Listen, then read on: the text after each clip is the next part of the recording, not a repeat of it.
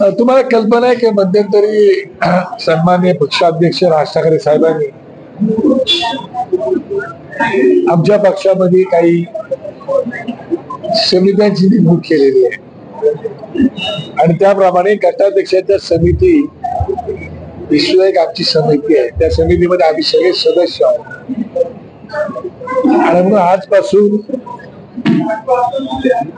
गटाध्यक्ष केंद्रीय समितीचे जे प्रमुख लोक आहेत त्यांचे संवाद चालू आहे. गेले 25 दिवस संपूर्ण मुंबई शहरामध्ये आमच्या गटाध्यक्षांच्या केंद्रीय समितीची लोक 36 मतदारसंघामध्ये नेमणूक केलेली आहेत, ते जात आहेत आणि त्याचा आढावा घेण्यासाठी आजपासून प्रत्येक संडेला 3-3 मतदारसंघ ही आमची समिती घेणार आहे. सोबतच तुम्हाला कल्पना आहे की मुंबई शहरामध्ये शहराध्यक्ष आणि 3 उपशहराध्यक्ष अशी नेमणूक झालेली आहे आणि त्यामुळे येणाऱ्या भविष्यातल्या निवडणुकांसाठी रणनीतीचा एक भाग म्हणून आम्ही प्रत्येक मतदारसंघात एकूण महानगरपालिकेचे 227 मतदारसंघ आहेत आणि या मतदारसंघामध्ये गटाध्यक्ष आमच्या किती ताकदीचे आहेत, किती आहे याचा लेखाजोखा आम्ही घेण्याचा प्रयत्न करतो आहोत आणि तो लेखाजोखा घेण्याची हा संवाद मेळावा आहे. सकाळी 11 वाजता बोरवली या ठिकाणी मिटिंग झाली. त्या ठिकाणी आमचा कुणाल माईनकर हा विभागाध्यक्ष आहे आणि आता ते उपशहराध्यक्ष आहे. या ठिकाणी चारकोपला आमचा दिनेश साळवी विभागाध्यक्ष आहे आणि आता पुढे माझी मालाडला आमची त्या ठिकाणी आमचा शशांक देहेलकर तो विभागाध्यक्ष आहे. आता तिकडे आमची 5 वाजता देखील आहे आणि त्यामुळे संपूर्ण विभागात या मतदारसंघामध्ये 7 महानगरपालिकेचे वॉर्ड आहेत. या वॉर्डच्या परिस्थितीची अवलोकन आम्ही करतो आहोत. त्याच्यात आम्हाला याद्या आलेल्या ह्या खऱ्या आहेत, खोट्या आहेत हेही आम्ही पाहतो आहोत. त्यामुळे भविष्याच्या आखणीसाठी हे संपूर्ण चालू आहे. मला असं वाटतं की आजपासून सुरू झालेला आमचा हा प्रत्येक संडेचा कार्यक्रम हा 20 जुलै या दिवशी संपणार आहे. एकूण 12 रविवार आम्ही सगळेजण फिरणार आहोत. बाकी आमच्या टीम दर दिवशी फिरत आहे, त्याच्यावरती आमचं काम चालू आहे आणि त्याच्यानंतर आम्ही साहेबांना याचा पूर्ण आम्ही अहवाल सादर करणार.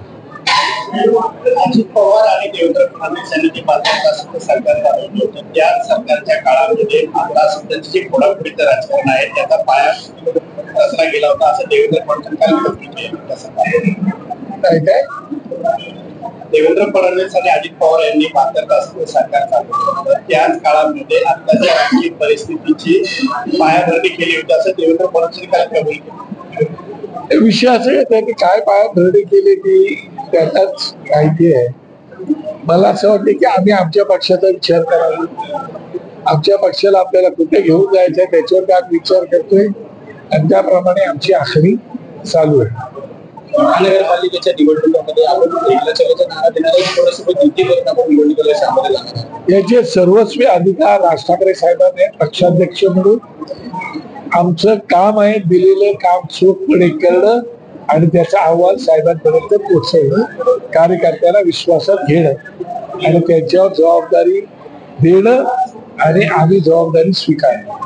महेश मांजरेकरांना दिलेल्या मुलाखतीमध्ये राज ठाकरे म्हणाले होते की महाराष्ट्राच्या हितासाठी आम्ही केंद्र बांधण्याविषयी शकतो. यानंतर उद्धव ठाकरेंनी प्रतिसाद दिला होता. संजय राऊतांनी देखील म्हटलं होते की प्रदेश दौऱ्यावरती आहेत. त्यानंतर राज ठाकरे देखील मुंबईत आल्यानंतर याविषयी आम्ही चर्चा केली. सन्माननीय राज ठाकरे साहेब परदेश दौऱ्यावर मुंबईत आलेले आहेत आणि उद्धव साहेब आलेत की नाही मला कल्पना नाही.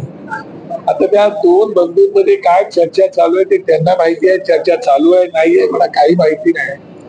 त्याच्यामुळे आता त्याच्यावरती भाष्य करणं हे काही उचित होणार नाही. कारण वरिष्ठ बोलत असताना कनिष्ठाने बोलू नये एवढं संकेत मला माहिती आहे. त्यामुळे मी कनिष्ठ माणूस आहे. कनिष्ठ असल्यामुळे वरिष्ठ दोन भेटतील आणि बोलतील. संजय राऊत हे आता वरिष्ठांपर्यंत आलेले आहेत उद्धव साहेबांच्या वतीने. आमच्याकडे आम्ही अजून कनिष्ठ आहोत. संजय राऊत जसं उद्धव ठाकरेंची बाजू मांडताय तसं मनसे करून राज ठाकरेंची बाजू मांडताय. काय अपेक्षा युती होईल असं वाटतं? मला असं वाटतं की आमची बाजू मांडणारे पक्षप्रमुखच आहे. ते त्यांची बाजू मांडतील. ज्या दिवशी मला सांगतील त्या दिवशी मी रोखठोक स्पष्ट प्रामाणिकपणे जशी असेल तशी बाजू नक्की मांडेल. यापूर्वी देखील आपण 2 वेळा प्रयत्न केले होते. आता प्रयत्न करणार. मला असं वाटतं पक्षाचा जन्म झाल्यापासून मी पण तो प्रयत्न करतो आहे, केलेला आहे. त्याचं काय झालं त्याची सगळ्यांना जाणीव आहे. त्यामुळे तूर्त तरी त्या विषयावर बोलायचं नाही